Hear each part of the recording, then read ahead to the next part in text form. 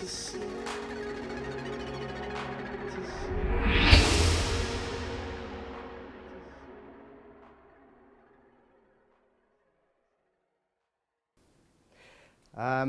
the thing bringing them together was actually the finance director and myself proposing to both the Underground, the Tube, and Transport for London that we put in an SAP system, would you believe?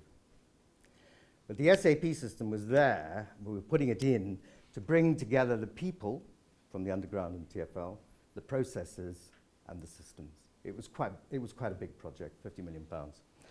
And it did actually succeed in that. So in advance of actually the top management getting together, we actually had people, processes, and systems working together. So there is the possibility of actually getting quite a lot of change done, but that was a 2-year assignment. To get these big things done, I think it actually takes certainly over the year or 2 years. But I think, what do you think about it? Would you say that's the key elements of the CIO role? Any others? I think the role should be to put in place the information architecture that is needed to drive the enterprise. Yeah, it's around information, isn't it? Yes. Yeah, and too often we sort of sink down into the technology. But it is linking in with the business at a strategic level. Business giving us... I gave a couple of talks in China last year, and they really fall about laughing when you say CIO equals career is over. I love that. So I came up with my own, which is that really around change and innovation originator. Sorry. But that's what we're around. But to take your point... Bill, if I can just jump in. I think it's very interesting in the CIO space around innovation when you go into companies that have troubles, because I really think that's like the lifeline for the company in the future. Where do you go? And you've got to set that a few years before it actually comes into reality. But the trouble is, you can't actually touch that stuff that you're talking about. You want to lead. So I've always found difficulty in bringing not only the IT people, but especially the business people along with some innovation stuff when it's not well defined, it's a bit hard to see what it's going to deliver, how it's going to work, and all of a sudden these things come in a rush. If we look at a place like British Gas, for instance, we've got smart meters coming along, big data, we did have troubles, we put in SAP to deliver all these bills, to consolidate systems, to clean data, to get the processes working, then to say, well, now I'm going to take on another journey, which is not really well defined, and it's going to be a bit of a bet, but you've got to trust us. And that's not always there, and that's a big one. I want to show you this diagram, because whenever I go in, I do use this, and the business actually does lock into this, because I think it shows where our role fits. And when you look across from the knowledge from IT to business, and at the level from service to strategy, I mean, the IT is there. What is the IT there for? Build systems, right? But what are those all about? Oh, incidentally, this is my cloud diagram. I think that's where you can put the cloud. Sorry, a bit whimsical. But what's it there for? It's around that, and that's where the CIO role lies. Just as the CFO has the responsibility for the governance of finance in the organization, the CIO, in my mind, where you're going to get your credibility is around information. It's around the information asset. And that then drives the decisions around systems and technology. And unless you drive back from that, and from that strategy, and the business understands that, once you start talking to them about information, and actually in the city I did set up an information management governance board. It's the first one they'd have. In public sector, that's quite important because of the security issues, regulatory issues, Freedom of Information, Data Protection Act, Patriot Act, and what have you. But at the end of the day, what are we trying for?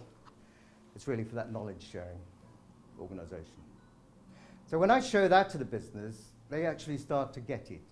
What are we trying to do? It's around this. Streamline your business processes. It's around information management, and that will then drive the decisions down here. But leave those decisions to us. Yep. How do people? What do you feel about that? Is that a? Yep. One of the challenges is, I work in financial services, one of the challenges is the business thinking systems. Yeah, absolutely. Right. You get them expert here on an iPad, yeah? Yeah. Tell the CFO how to do the financial governance and you just show the door. That's why I try to Your elevate it. systems you need to get. That's why I always try to elevate it up to the information management. You know, what the hell are you trying to do, really? Yeah. If it's on transactional side, it's around business process. And if it's around more strategic things, it's around information. At the end of the day, and actually this is, I think, is where the social systems are heading us. Things like SharePoint, etc. You actually are starting to get there. I'm gonna take a new. Yeah, I think your presentation is absolutely spot on. But I'm gonna take it the way forward that I'm gonna have workshops where they are they're forced or invited to drive a company for 2 days, and they're provided information about this company, but they get a thin slice of the data to start with, and then then they make their decision. The information is then processed again, and new simulations are done, and then they're given a bit more information. And in the end, they're sitting there with all the information for the whole enterprise, and that hopefully will take away all talks about politics and applications and so on, and focus them on it's the information that we need. Let's make it happen. So you can actually get that going. Yeah. Yeah. It's not always easy, because they do like the right pads and like to focus on that. Okay, any other thoughts on that? Yeah, just to pick up on that point that was made there around workshops and how you drive things forward with the business. So we did a similar thing. We went into the middle of London actually, but it was business driven. We had 40 people there, 25 from the business, 15 from IT. It was run by a separate facilitation group, and it was bring all these ideas together, and the business would come with it. We didn't use the acronyms and all the different terms, so they were all out the window. Given strict instructions, back the business up, go on the journey with them, but let them lead. And this was a process that went on for probably a good couple of weeks, but we saw people from the business grow into leadership and confidence roles with IT, and that was really a bit of a linchpin of the whole journey. But out of that, we had one of the guys, he did these diagrams. As people come up with ideas, he did drawings, and these drawings were then put into posters and that were used. Oh yeah, Business. yeah, I've and seen we'd that. go on roadshows, Yeah. but it would be business led, be business speak. We had all these fantastic artifacts that would translate. Here's where we are now. This is a journey we're going on, and then what we ended up with. And in hindsight, that was a fantastic thing to do because it united the company. How to get the business on side. Yeah. Yeah. Well, a lot of it is around credibility as well. You've got to develop that credibility. If you come in as an interim, you've got to get it very quick. It's within really the first 2 or 3 weeks. That's part of the challenge. I quite enjoy that. Okay. Let's see if there's anything else we wanted to. Yeah. So, yeah, I mean, basically, a lot of the discussion historically has always been around this, and too much emphasis on that, and the gaps, I think, in that chain. I mean, the IT is important, but it gears up through the organization to create the systems and manage the information. So I think it was Peter Drucker that said this, but I can't find the quote. So it's my quote. But when you think about it, it's true. So CIO mission really is about improving management communication of information. The systems help you to do that, and streamlining your business processes and eventually moving towards that. And actually, it's quite exciting at the moment, because I think we are getting towards the capability of knowledge sharing. You know, who knows what where in the organization. We are getting there. It's a very exciting time at the moment, I think, for the suppliers as well, because they've got all the cloud, etc. The other concept I bring in with the business is this one. It's around what I call the IAM supply chain, alias Whopper. What does the business need? You know, how are you going to deliver that strategy? Do it, and then run it. And City, for instance, were bloody good at that. They were always top of the benchmarks. This is a big agenda in government at the moment, by the way, shared services, and in big organizations, shared services and integration. But it's all the time, and a lot of IT departments forget this, and the City had forgotten this. That it's really around the client and what do they need at a business level. If you remember, when I went round the City, what the business leaders were saying to me, you're not talking to us at business level and nor at the strategic level. And you know, how are we going to deliver with this? What's the strategy? And the City, this is all Chatham House rules, but basically, they had really neglected those three areas. And that's not uncommon, but I'd never seen it at quite that level before. They were focusing on the technology and on running it. Cloud's definitely got a place down there. So what I call the Olympic rings of success, it's the people you'll need at that level, which is business thinking. It's about building the relationships. It's about the architecture and the strategy and planning. And if you miss those, you've got problems. And then it's actually about program delivery. I mean, these are the areas that have really developed solidly, I think, in the last 10 years. With things like ITIL, you've got basic, solid processes, methodologies. Prince 2, managing successful programs, that sort of stuff in there. This is now a bigger, you try getting hold of an enterprise architect at the moment. Finding it difficult? Yeah? Very difficult. What do you need?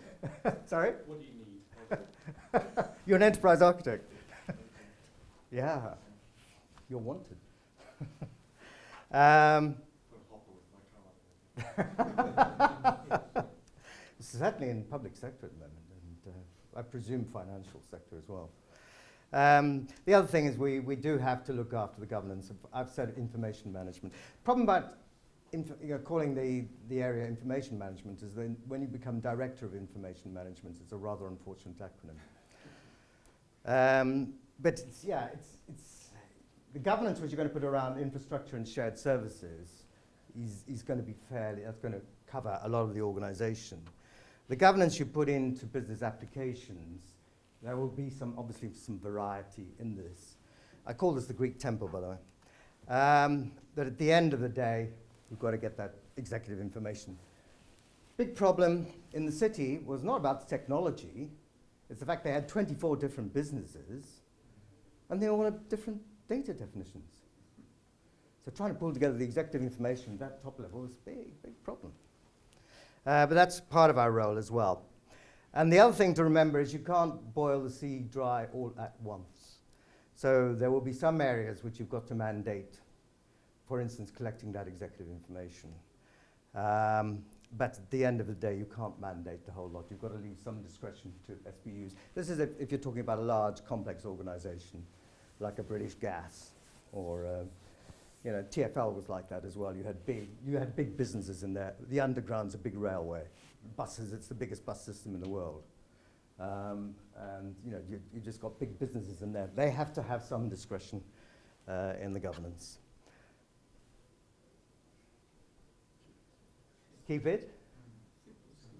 No, not the stupid yet. Keep it simple, standardized, streamline, share.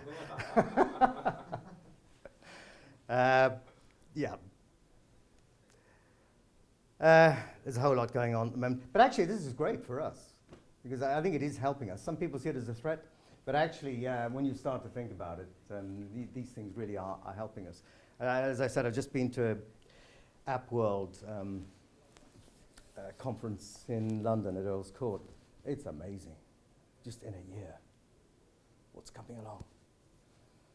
Some people see it as a threat, but there's also a lot of opportunity in there for giving facilities to our, and we're even giving apples to our civil servants. So it's developing. Yeah, cloud, what's the use of the cloud? I think for me as a CIO, it's the utility aspects of that. It's the reliability on tap. and the agility. Good example, I was in the city. We had to set up a separate business within a month. We've been using Microsoft Office, so we just put them onto Office 365. Worked beautifully. Yeah. Slightly more expensive, but yeah, worked perfectly. Yeah, I think there's all these sorts of benefits. It does actually build in with mobile BYOD. It starts to facilitate all that. And yeah, you do get the counterpart, which actually it can help your security and your reliability. In government circles, revenue versus capital, mostly good.